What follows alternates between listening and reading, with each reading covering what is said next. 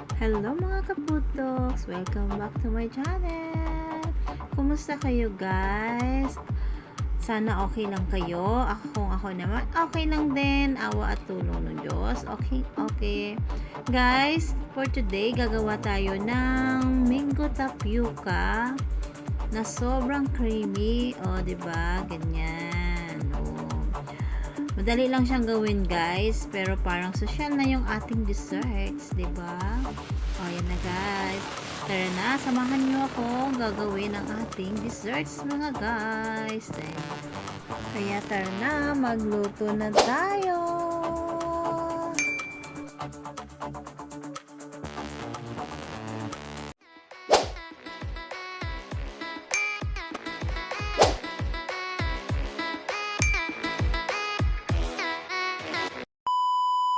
Ayan guys, prepare na tayo ng ating mga sangkap. Unahin muna natin yung mango. Chop lang natin siya into cubes. Yung gulaman natin guys is naka-ready na siya. Ginawa na namin ahead. Yan, gulaman, mango, and then yung tapioca guys. Niluto na namin yan ahead. Para mabilis na lang pag mix. Yan. Gagawin lang natin yung sa mango is yung i-cubes lang natin. Kanyan.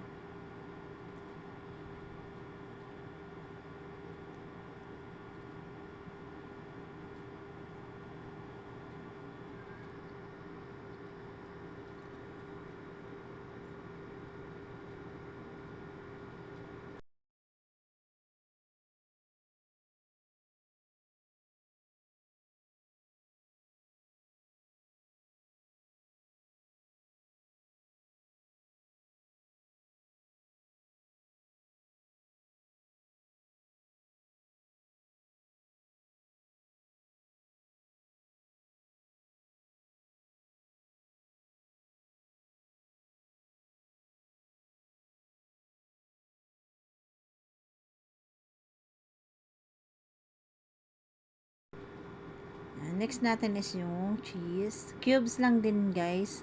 Lahat cubes. Yan. Kahit anong cheese guys na gusto nyo.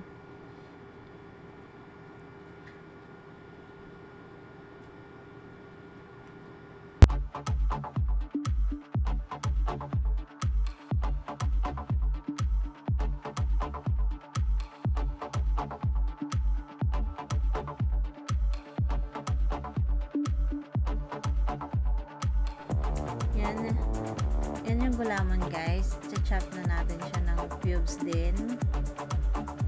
1 sachet lang yung gulaman natin guys. Pero marami na siyang nagagawa. 1 cup of tapioca, then 3 peraso na mango, and then 1 cup na cheese.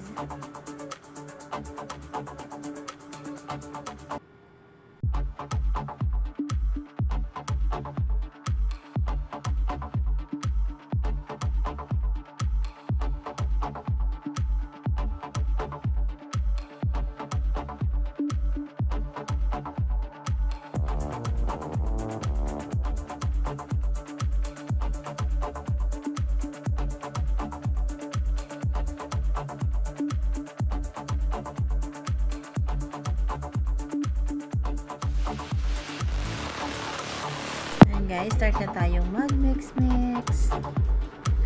First is yung mango. Yan.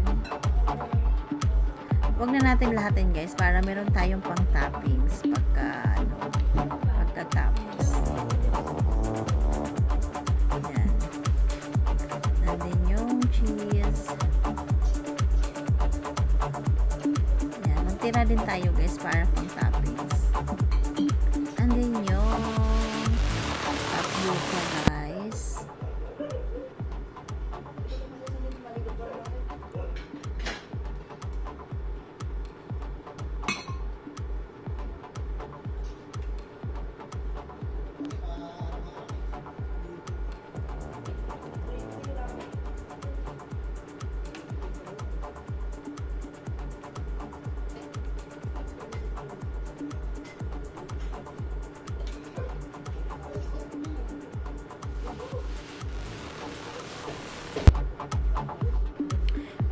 mag-add naman ng condensed guys. Depende po kung gusto niyo ng medyo matamis. Pwedeng 1 cup. Pero ang kami kasi is kalahati lang ang hinalo namin. Half cup lang of condensed ang aming mix. Kasi ayaw namin ng medyo matamis. Yung tama lang. Ayan. And then yung full cream milk guys. Heavy cream yan guys. 1 cup.